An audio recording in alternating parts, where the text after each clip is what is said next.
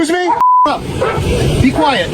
You don't tell me what to do. That officer wasn't bluffing. He was ready to arrest me because he thought I was a criminal, but he had been fed a lie. I was actually there to save Mrs. Gable, a 92-year-old widow, from losing everything. You see, her yard wasn't just overgrown, it was a target. The city had threatened to put a lien on her house because of the waist-high grass, which would force her into foreclosure. She has no family left, and her arthritis makes it impossible to hold a rake, let alone a mower. Enter Mr. Sterling, the neighbor who lives next door.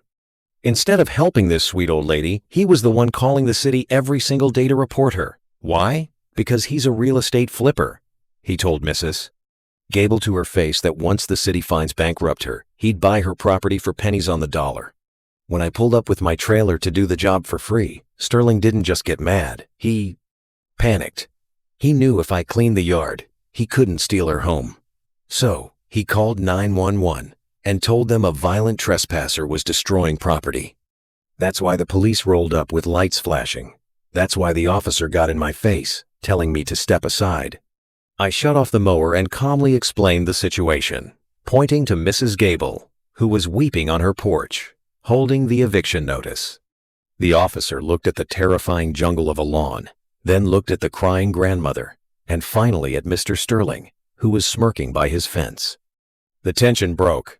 The officer realized he was being used as a pawn in a greedy game. He didn't arrest me.